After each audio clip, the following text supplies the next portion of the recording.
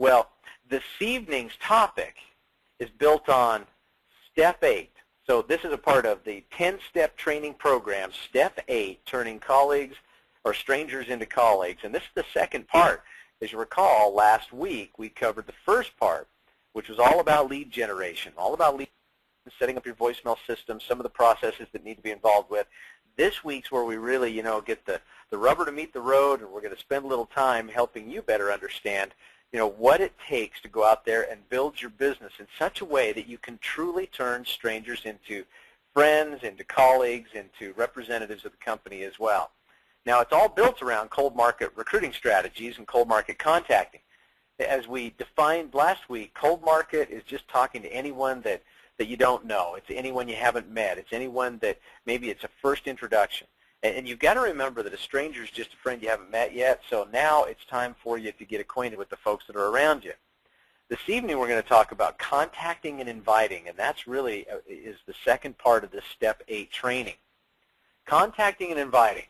First of all, I want to present to you a few phone calling tips. It's important that you keep your energy up. It's critically important that you keep your energy up and that you keep individuals engaged in the conversation. I would advise you to get a headset and some sneakers. And the reason why is simply because you want to be able to get up, pace, walk around, and keep the energy up. So stand up, walk, and move. Just don't sit there. Because what happens is that your physiology takes on, kind of the posture that you have at the time. If you're sitting in a relaxed state, then you're going to project a relaxed energy over the phone. Now, sometimes that's appropriate when you're just having a casual conversation with individuals. But in our business, you'll find that the only thing that truly is duplicatable is your enthusiasm. And as you are fired up and excited and enthusiastic, it's amazing to see what can happen for you and your business when contacting individuals about our opportunity. So I encourage people to get out of their seat, stand up, walk, move, and exert a little greater energy, if you will. You want to smile. Man, as you're on the phone with individuals, they will hear your smile through the phone. It's true. Throw your shoulders back. Hold your head high. And as you change your physiology, you will change the energy that you project literally through the telephone. Here's something else. You got to remember that attitude is absolutely, positively everything in your business. Attitude exudes confidence, and you need to exude confidence. You need to project your positive vibe, and you've got to remember that you have what they want. See, too many times I think we lose our effectiveness. We lose our power and control in a conversation because we think we're trying to get them to do something. We think we're trying to sell them on an idea or a concept or purchasing something. Whenever interviewing individuals in the past, when I was out in the field, I got to tell you, I made that interview just that. I wanted to make sure that individuals qualified for my time. And as you approach it with that kind of an attitude, you'd be amazed at the results you get. See, they were qualifying to see if they were worthy of working with me. And when you carry that kind of an attitude into a conversation, you have a very different conversation and a very different outcome. Because the folks that you're talking to, they have to somewhat sell you on the idea of why they are qualified to work with you. Very different than if you're trying to sell them. Just keep that in mind as you're having a conversation with folks. They are there to qualify to see, or I should say, to help you understand why they qualify for your time. And there are many individuals, I've got to tell you, that don't qualify. They're just the opposite of that. They disqualify. And if they do, man, if you're going to get a no early, dismiss those individuals and move on to somebody who's ready, because there are so many folks out there that are waiting for a great opportunity, and it's time for you to take advantage of that. Also, be prepared to take notes. Now, we certainly recommend the Renatus Pro Marketing System. I hope that you have really gone in to explore the power and simplicity of this great tool. A great tool that can act as a contact manager so that you can actually take notes when speaking with a prospect. Make sure that their contact information is all recorded and is accurate, and then actually set them up so that they can receive videos and autoresponder email messages, as the relationship continues to build. If for some reason you haven't taken advantage of this great system, now's the time. If for some reason you have chosen to take a little different route, well, then use 3x5 notes, use whatever you've got, but make sure that you take copious notes so that as you ask them important questions about themselves and you identify the hot buttons that really drive them to want to take action and move beyond their circumstances, you can record those things so that you can come back and reference them often. Something else to keep in mind, that you've got to remember that your lead is only going to be as good as you are. Only as good as you are. And as you get better, well, guess what? Your lead will get better. Your conversation should never sound like you're reading from a script, ever. If it does, then all of a sudden it loses power because you lose authenticity. Whatever you do when you're talking to people on the phone, be authentic, be genuine. Make sure that you connect with these individuals. If you sound like you're script reading, you're just like every 6 or 7 o'clock telemarketer out there that's banging their phone, and they're not going to be very receptive to you. So I always tell people, listen, map out a script. Your leaders have scripts. The company has scripts. Take the best script that fits your personality and now memorize it. Memorize it so you know it so well you can almost recite it forward or backward. And then once you've got it down, here's what I would encourage you to do. Throw the dang thing away. Put it in the trash. And the reason why is because you don't want to be reading from a script. You just simply want to use the bullet points from that script to have an outline of the conversation that you're going to have with your prospect and that you're going to have over and over and over again. Remember also that you want to be friendly. You want to be friendly but be resolute in their need to attend the event. And I'll show you a few things that I've done in the past to help them, better understand why it's so valuable for them to attend. And you got to remember that as you get better, your leads get better. I kind of mentioned that before, but it's very, very true in our business.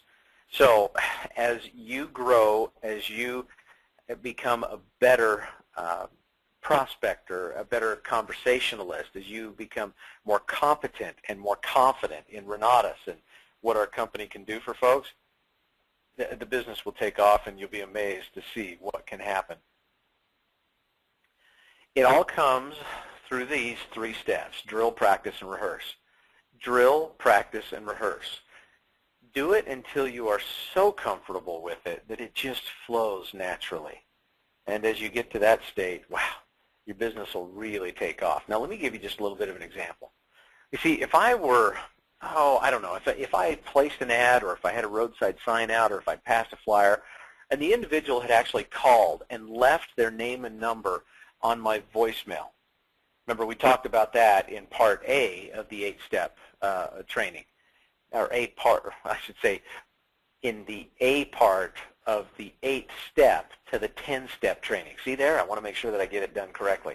We talked about that last week so that you would have a better understanding of an example of what your voicemail message should sound like. Now, envision this. You've placed your ad. Now you've got prospects calling you. They are phoning you requesting more information. But that puts you in a powerful position just right out of the gate. It's much better than just calling a cold lead. These are individuals who called you, and now all you have to do is return their phone call. So if I were calling an individual, let's say their name is Chuck. Phone's going to ring. I'm going to say ding-a-ling-a-ling, and Chuck answers the phone. I'll say, hello, can I speak with Chuck? Hi, hey, Chuck, this is Bob Snyder. Now listen, I'm just returning your call. You left your name and number on my voicemail after responding to my advertising. Do you recall that? Great. Wonderful. Chuck, I just need a couple of minutes to ask you a few questions, and then I'll give you a brief overview of our opportunity and see if it's a good fit. It is now a good time. Now remember this, everybody. You've got to make darn good and sure that you're not forcing the conversation. See, I always qualify for time whenever I'm talking to a prospect. Always. I don't try to force the conversation because I never know what the prospect's going to be dealing with.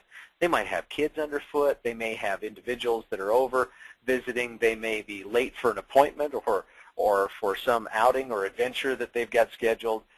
If those kinds of things are going on and you're interrupting their opportunity, they're not going to be paying attention to you. As a matter of fact, instead of an invited conversation, they're going to view you as more of of a nuisance, and they're just going to want to dismiss you as quick as they possibly can and not pay attention to what you've got to share with them. So always qualify for time.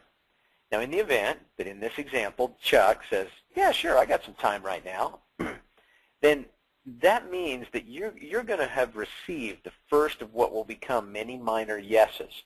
Many minor yeses that are going to eventually lead you to a major decision that they're going to need to make to join our company. So I always like to, kind of move them in that direction, because prospecting is really nothing more than sharing information, obtaining minor yeses, and then learning how to collect decisions.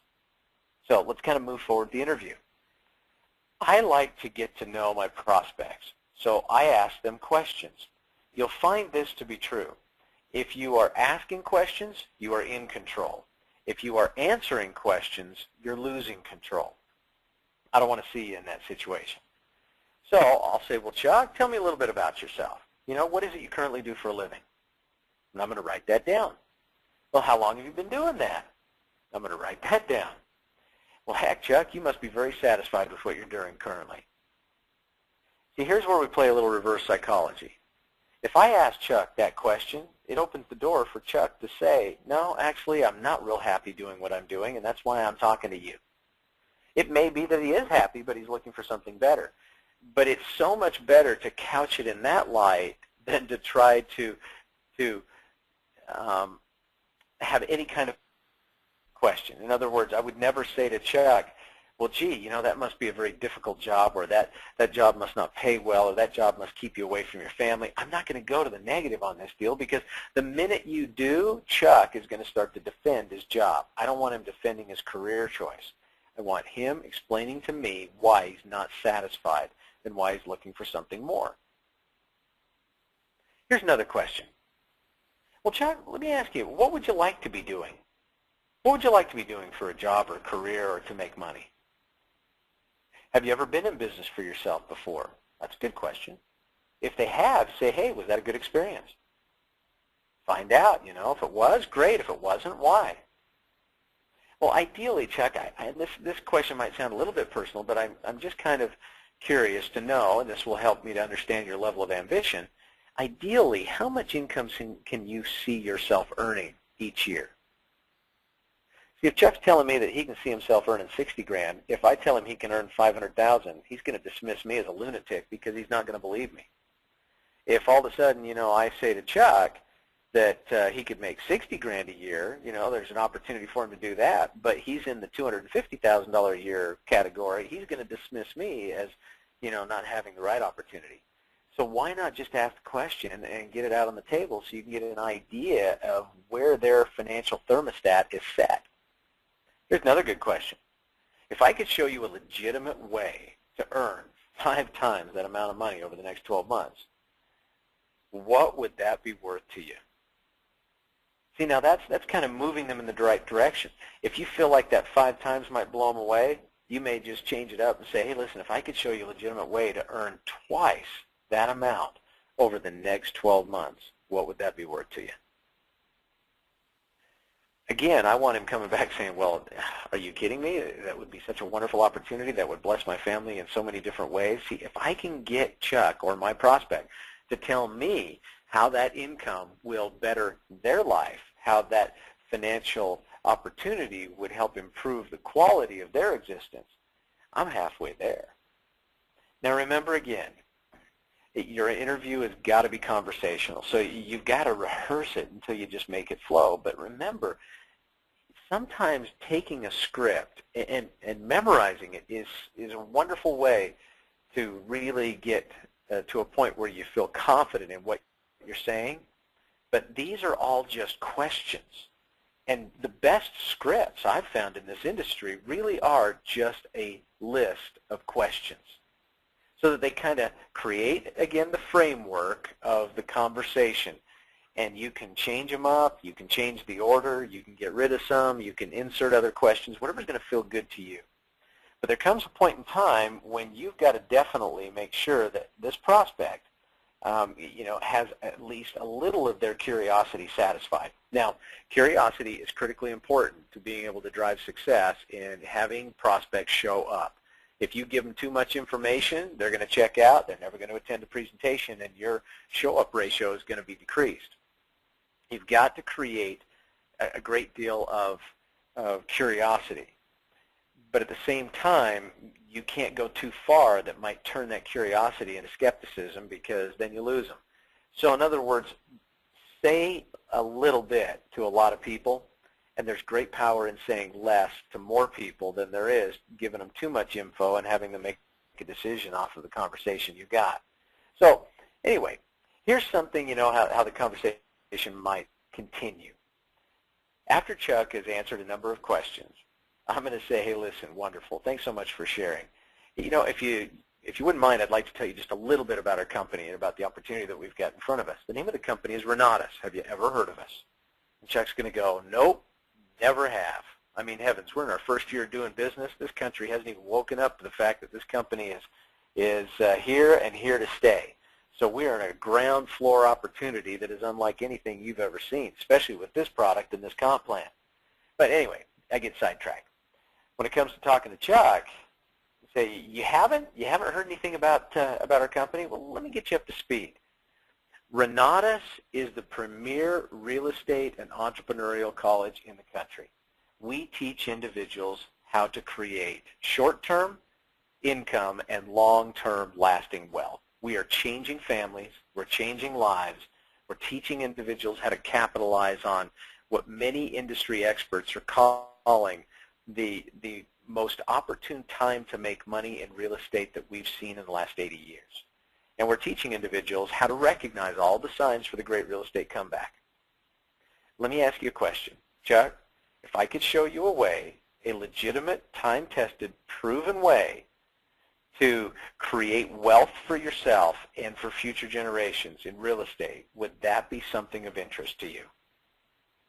If I could show you a business that would also help you to earn income today so you could take care of the bills and take care of the financial needs and build reserves so that you could even do more real estate to increase your wealth as time goes on, would that be of interest to you?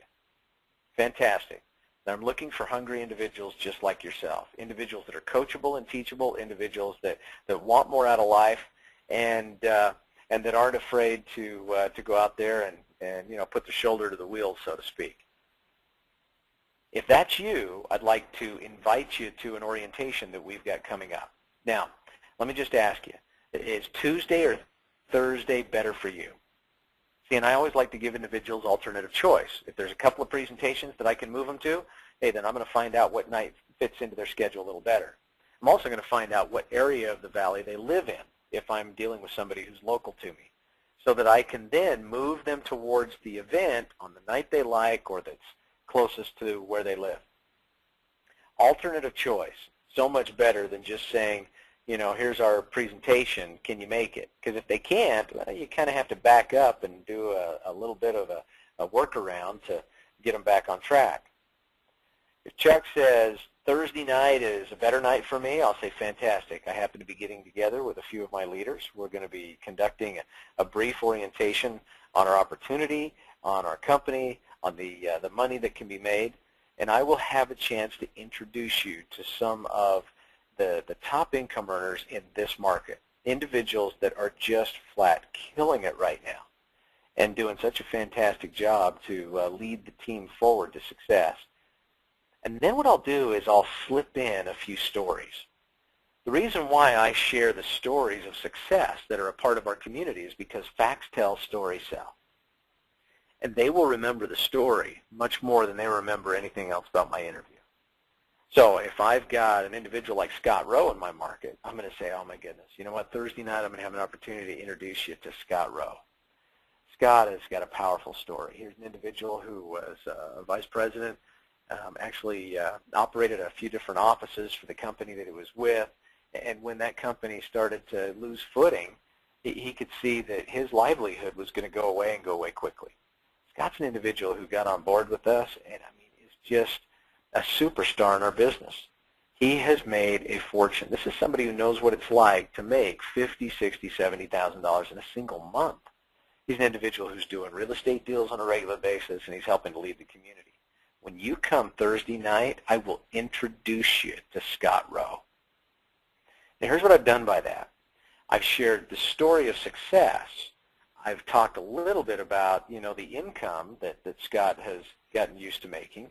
So that creates more curiosity and legitimacy for what we're doing. Somehow people can always seem to believe in somebody else making the money rather than themselves. But when Scott and this prospect finally have a chance to meet on Thursday night, I've already edified Scott in such a way that he has power and influence over my prospect from the get-go. So that at the end of the presentation, if I can get those two to meet and I can edify Scott once more, it helps me to move the prospect closer to a decision to get involved with our company. Edification is one of the keys to success in our business, but you got to know how to tee it up from the first conversation that you have with the prospect. Remember, facts tell, stories sell.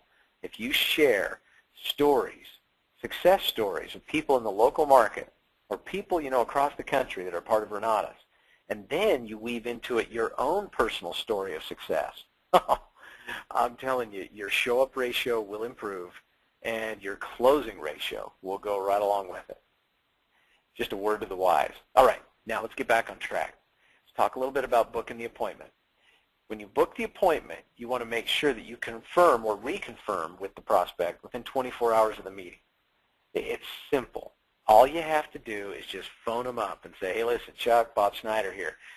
Seats have filled up, and I want to make absolutely sure that you are still on for tomorrow night. And, that's pretty much all you have to say. Tomorrow night, are you going to be there? Fantastic. Then I'll look forward to seeing you then. If for some reason they get a little bit wishy-washy, you say, Chuck, if for some reason, you're not committed to come to this orientation or the money that we've talked about is somehow not enticing enough for you to find the motivation to come, tell me now, because I've got 10 other people right now I'm on the line with. Those individuals all want to be at this Thursday night presentation. If you give up your seat, I'm going to have one of them take it. That's a little fear of loss. Nobody wants to be left behind when they know that a great party has taken place, so let's help these individuals understand what they'd be missing out on if they don't show. So now you've confirmed the appointment and you're driving this prospect to attend the presentation. You've got to make sure that you take the next step, and that is you've got to enter your guest into CAMS. Now CAMS in Renatus is the Customer Advanced Marketing System. That's how we register our guests, how we keep track of everybody that's in our system. To do so, all you have to do is go to www.myrenatus.com. When you go there, log in using your email address and the password that you have been given by the company, or if you've already been into your business center and you've changed the password, whatever that password is. Then you just simply have to click on the Communications tab.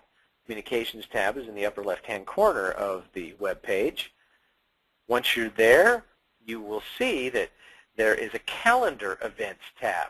Click on it, and this is what you're going to see. You're going to see the calendar. Now, up in the upper left-hand corner, you'll see Select State. I have Utah listed. If you live in California, well, then you're going to choose California. If you're in Arizona, you're going to choose Arizona. Or if you're in Atlanta, then you're going to choose Georgia. So you want to make sure that you choose the state, and that state's calendar will populate so that you can now choose which event you would like to attend. All you need to do is click on the event that you intend to attend. Now you want to click to RSVP.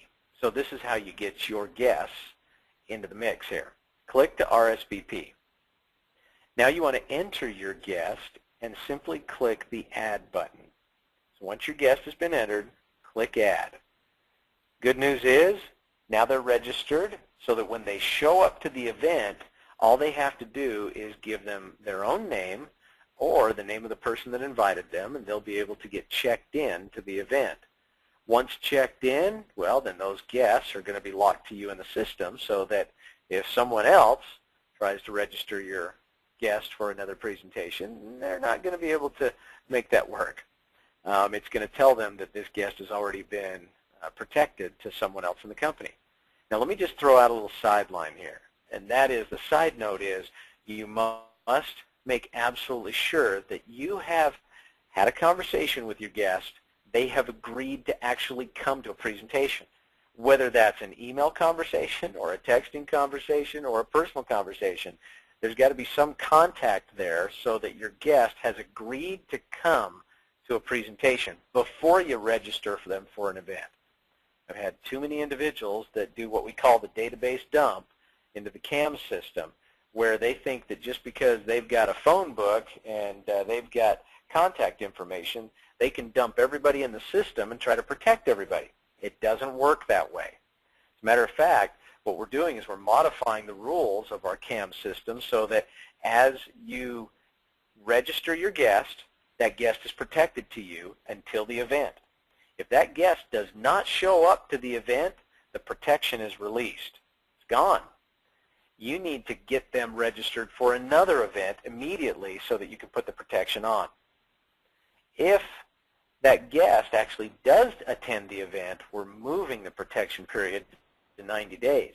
That way we can better control the quality of the registration and protection process. So we'll get into more details about that later on, but just understand that you've got to make sure that your guest is registered, and you want to make sure your guest attends so that that protection sticks instead of expires.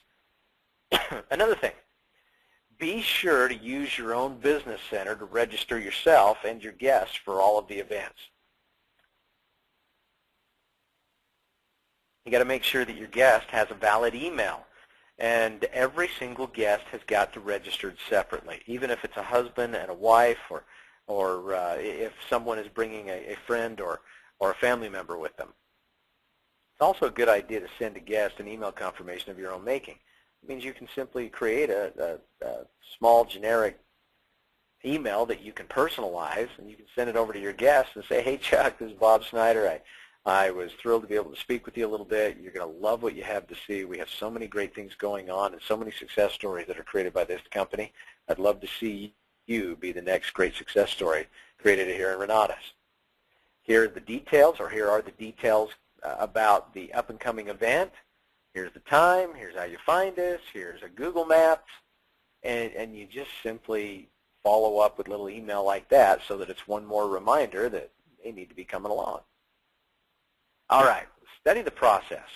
Let's go back and just flowchart this for a minute. First of all, you've got to engage in advertising and lead generations. You've got to figure out how you're going to generate leads. We talked about that in Part A of this training, marked number 8. Whether it's signs or it's flyers or it's ads or whatever it is, you've got to get the ads out there so that you're generating the leads. As the leads come in, your potential customers are going to call your voicemail, and they're going to leave their name and number and request more information. Then you're going to need to contact and invite your prospect to either meet with you one-on-one or to attend a local opportunity briefing or webinar. I say meet with you one-on-one because every once in a while you've got a prospect that is absolutely golden. Somebody who would be more of a top 10 kind of a prospect. If you've met somebody that qualifies for your time, there's no better way to show them the business than one-on-one. Now you've got to be comfortable and confident in presenting the opportunity, but if the prospect is, say, a little bit suspect, in other words, you really don't know whether they're a great prospect or whatever the situation may be, those are the folks you want to invite to come to group presentations. So just a word to the wise there. One-on-one is the most effective way to show this business, but it is not the most efficient. Group presentations are the most efficient. If it's a suspect and you want to turn them into a prospect, get them to come to a group presentation. If they're a solid prospect and they're somebody golden, then meeting with them one-on-one or maybe a two-on-one presentation with your mentor would be the best way to approach it. Now, here's what's going to happen. You call and introduce yourself and have a conversation with your prospect. Some of them are not going to be interested. It's just the way that it is. Some of them are going to say, you know what, this is just not for me. If they're not interested, okay, not a problem.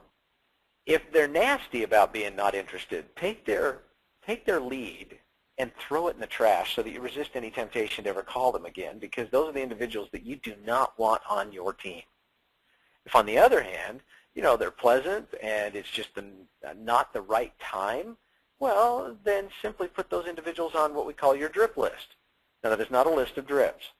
that is a list of individuals that you will continue to drip information on, because a no today does not mean a no forever. It just simply means not now. Okay? So put them on your drip list and then re-invite them to a presentation later on. You'll be amazed at how many of those prospects, once made contact with, if you just stay in contact with them, eventually will come to a meeting and will eventually be a part of your team. On the other hand, let's say that you've got a prospect who says, hey, I like it, this sounds good, yes, I will be there. You book the appointment, and then you enter their name into CAMS so that they're protected to you and so that it eases the check-in process. The next thing is you want to reconfirm the appointment 24 hours before the event. So reconfirm the appointment. If during that conversation they say to you, you know what, something came up, I just can't make it, I call that a continuance. For those individuals who give me any kind of a continuance, well, I'm going to follow up and I'm going to re-invite them later and commit them to come to a presentation. On the other hand, if the guest says absolutely, positively, I will be there, and they reconfirm the appointment, hey, hallelujah, that's certainly a good thing. Now, what happens if they reconfirm the appointment, but there's a no-show? If there's a no-show, well, then it gives you a chance to follow up and still re-invite them later. Matter of fact, what I do with a lot of no-shows is I've called those individuals the next day and I said, you know what, if I'm talking to my buddy Chuck, as we've been kind of going through that example tonight, I'll say, Chuck, I've got to apologize. I was so busy last night. We had so much going on. There were so many, interested individuals in our opportunity that I just could not make contact with you, and I have to apologize for missing you. What generally is going to happen is Chuck is going to go, well, you know what, Bob, it's okay because I couldn't make it last night. Really? You couldn't make it? Now, listen, I knew that. He wasn't in the CAMS system. So you couldn't make it? Well, what in the world interfered with you coming to take a look at the most powerful income-generating opportunity you may ever see in your lifetime? Now you can open up some dialogue and discuss things with them a little bit as well. So follow up and re-invite them later. Now, on the other hand, let's say that your guest honors their appointment and they actually come to the event, but they don't buy. They don't buy, no problem. Schedule a follow-up appointment anyway. Most of the individuals that you're going to be speaking with and that will come to presentations won't buy. That's why it's critically important you get them to the follow-up. Follow-up is key. I believe that more sales, more opportunities are lost because of an ineffective follow-up strategy than anything else, or a number of things combined. Let's say that your guest does purchase. Heavens, they not only purchase product, but they become an independent training affiliate. Hallelujah. You want to schedule a follow-up appointment to work with those individuals. You want to plug them into the independent training affiliate trainings that we have going on. And you want to assist that ITA in getting certified and making money right away. There's another path we haven't talked about here. What happens if the guest purchases product but has no interest in the income opportunity or becoming an independent marketing affiliate? Is that okay? Absolutely. Those are individuals you want to follow up with and validate their buying decision. Over time, as they fall in love with our education, you'll be amazed at how many times they become advocates for our education and they naturally fit into the marketing side of our business. All in all, this comes around to one simple philosophy. You follow up until they buy or die. Listen, follow up until they buy or die. And fill the pipeline. It takes time to fill the pipeline. But if you'll fill it, eventually that pipeline will continue to create a flow of interested prospects, a flow of interested individuals, a flow of individuals that want to get started with your business and jump on board.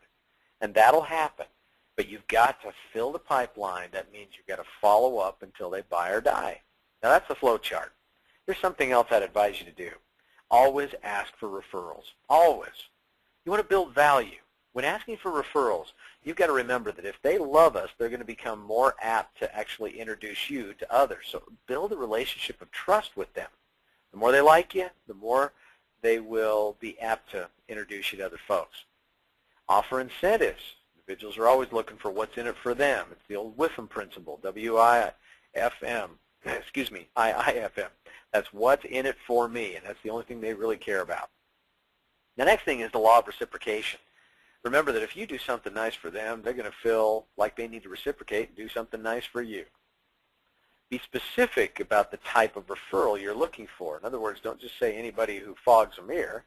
You want to be specific. You want to say, listen, here's what I'm looking for. I'm looking for individuals that are ambitious, individuals that are coachable and teachable, individuals who have a really solid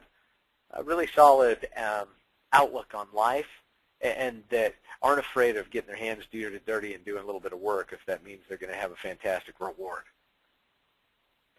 Remember also, not everyone's going to give you referrals, no matter what the relationship is, because they're going to be so concerned about damaging the relationship that they have, right, with that friend.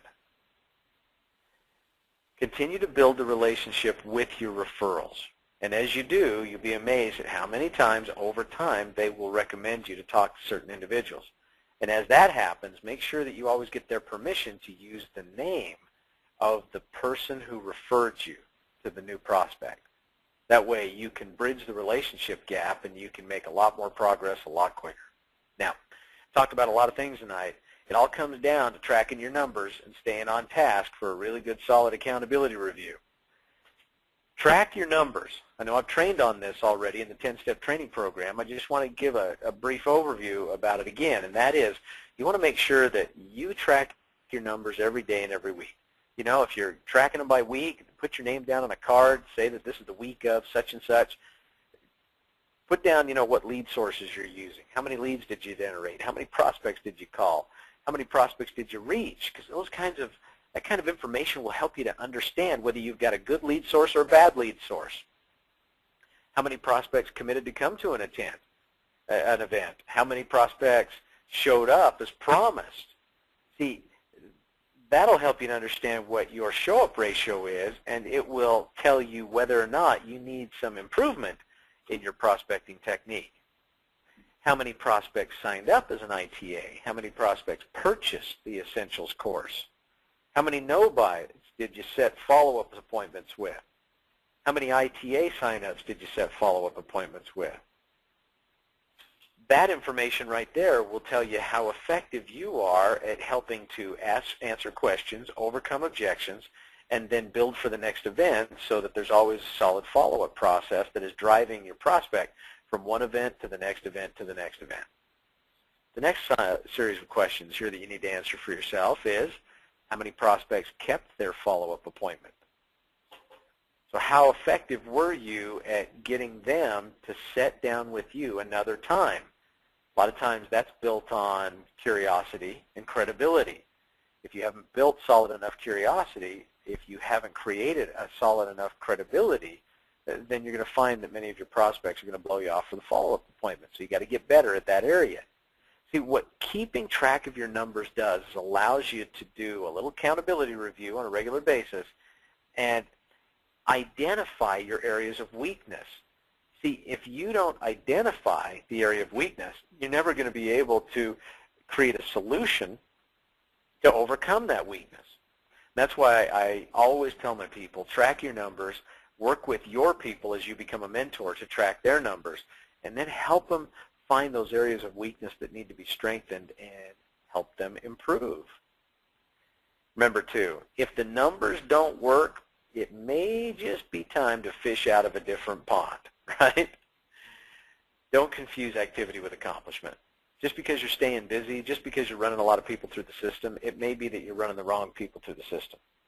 There's been times in my life where I moved beyond my warm market and I needed to expand my warm market. So I started doing advertising, cold market advertising. If my advertising source wasn't really good and solid, I found that I had to go through about 10 times the number of individuals to make the same amount of money as I did if I were working with my warm market or working through my people in their warm market. If your lead source is not seeing a really good solid conversion rate, then maybe you need to take a look at the lead source. Here's a case in point. There was a time when I was working employment ads and resumes. And holy smokes did I have to go through a lot of people. What I ended up doing is I was talking to a whole lot of unemployed, broke individuals that really weren't looking for a hand up. They were looking for a hand out. and it just didn't fit with our business model.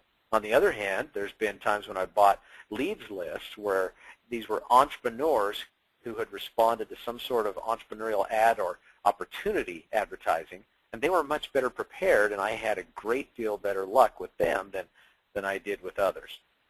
Track your leads. Make sure that you're really in tune with the numbers, and then if the numbers work, well, then you just need to increase the speed and the pace. If the numbers aren't coming together, you may need to take a look at who you're talking to and whether or not they're a really good candidate for your business and whether they qualify for your time. All right. Folks, that kind of wraps us up on the second part of this 8-step to the 10-step training. I want to remind you once again, as I do every single training, and that is that this is your year of empowerment. Make it the very best that it can possibly be, because you've got some fantastic things to look forward to. I will see you soon. We've got an opportunity to learn once again next week as we go into step 9, and I'll look forward to seeing you here and growing together throughout experience. Thanks, everybody. Have a great night. God bless.